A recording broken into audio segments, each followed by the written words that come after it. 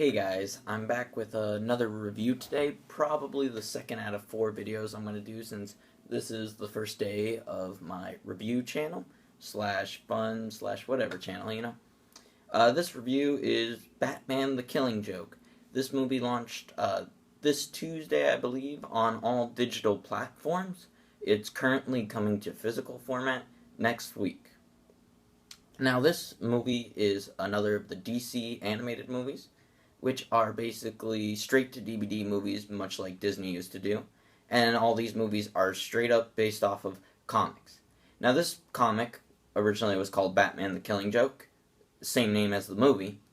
And this comic was known for its very disturbing storyline of the Joker and the Batman, and many disturbing stuff happened in this comic. Now, I never read the comic, but I know people, like my brother, who have read the comic, and so they've given me insight on what the comic included, since new stuff was added to this movie. This movie is about an hour and 15 minutes, I believe. It's a little short, but it's straight to DVD, and it's not super expensive. This movie includes Kevin Conroy, who is the original Batman animated series, voice acting Batman again. Mark Hamill, which may know from Star Wars. He's doing the Joker as he did in the Arkham series. Tara Strong as Barbara Gordon Batgirl. She's the main character in this story. They did more of a Batgirl instead of Batman story for this one. And you could see interviews with the director about that. And then they did Ray Wise as Commissioner Gordon, and etc., etc. That's all the important people in the movie. Now, really, if you're getting Kevin Conroy and Mark Hamill in this movie, you already know it's going to be good, and their parts are very, very excellent. So the main plot of this movie, without me spoiling it, I'm going to try not to spoil it till I get to my spoiler part. Without me spoiling it, the main plot of this movie seems to be centered around Batgirl. It begins with these low-rate very Italian thugs, and one of them has a Batgirl fetish. This movie is very, very disturbing and is not for the light of heart, and definitely earned that R-rated title, and it's the first R-rated DC animated movie to come out. Now, this is all the new stuff. The first about 40-50 minutes of the movie, so most of the movie is the new stuff, since the comic wasn't really that long, from what I've heard. This new stuff is very meh. Tara Strong does a great job voice acting. She also does Raven in the hit Teen Titans series, and does it in Teen Titans Go. She's a very good voice actress. All of them are good voice actors / actresses, and they did a very good job on this. Now, where it comes to mind is the story. The story in the beginning is, the Italian mob, and then the Joker breaks out, without spoiling too much, and he kidnaps someone close to Batman, is all I'm going to say, and tortures them, and it's this whole very strong Batman and Joker dynamic, and the comic was very well known for the Batman-Joker dynamic, and the Joker's definitive origins, though if you're caught up on comic books, they did redo it with the new DC relaunch of DC Rebirth, and his new origin is up in the air now. But this old origin is the tried and true Joker origin story. Now I'm going to get into spoilers, because this movie is very hard not to do with spoilers. This movie, as I said, is very disturbing. What has everyone uppity right now is that Batgirl in the movie has sex with Batman. Now, the problem here isn't that it's not consensual or anything. It's done in a very good manner, true manner, to real life. Batgirl is this 20-something-year-old girl. She's not yet really developed into a woman, and she kind of acts way younger than Batman, and she plays this librarian chick. Now, throughout the movie, they really, really sexualize Batgirl with the guy's Batgirl fetish and Batman banging her, and Batman's supposed to be this late 30s, 40s. He's this older Batman.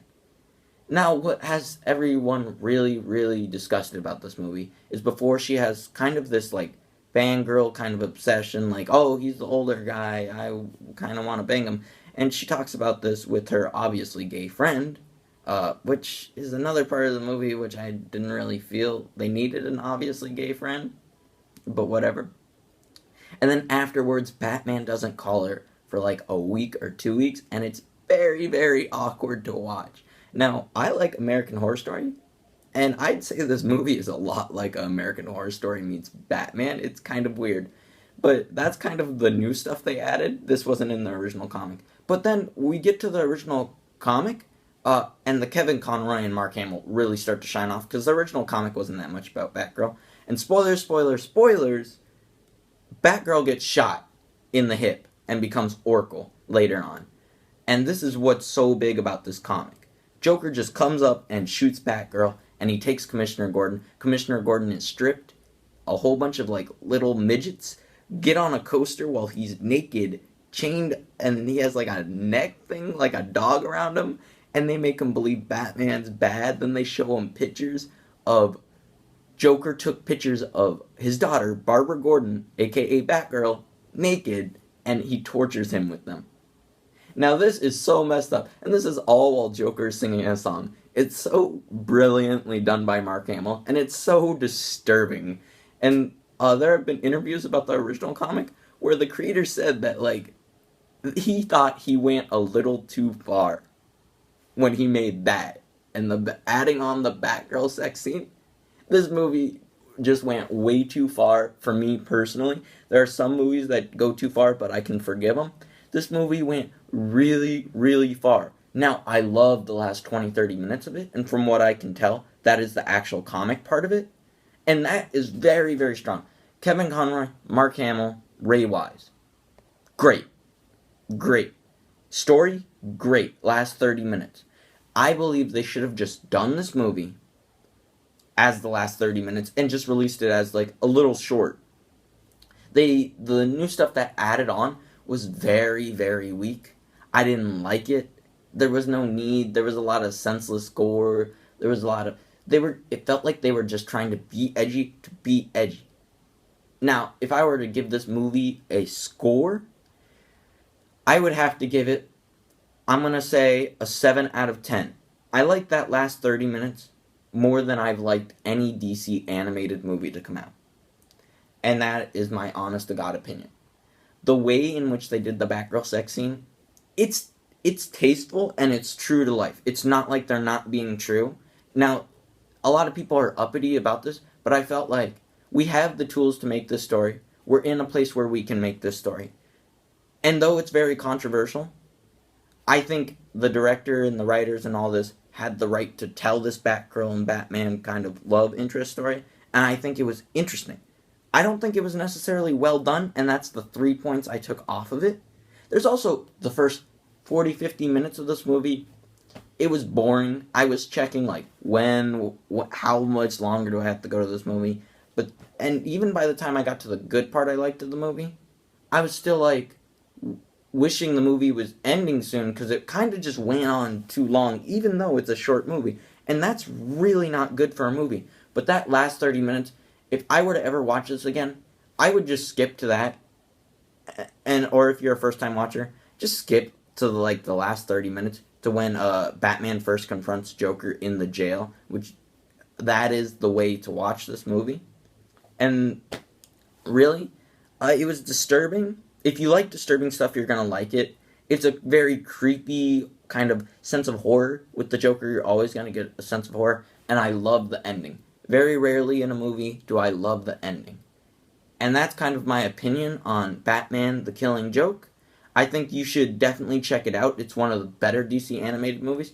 And also, while you're checking out DC animated movies, I recommend Flashpoint. Flashpoint is absolutely the best DC animated movie I've seen through and through, though the last 30 minutes of this was the best part of a DC animated movie I've ever seen. And I believe that with this, we have a bright future of DC animated and live-action movies ahead of us. But that's all for today. Like, love, subscribe, share to your friends, tell everyone about me. You know, I'm a fairly new channel. Anything, any views, any likes, any dislikes, you know, I'll take anything I can get right now. But thank you. That's all for now. And I'll see you in my next video.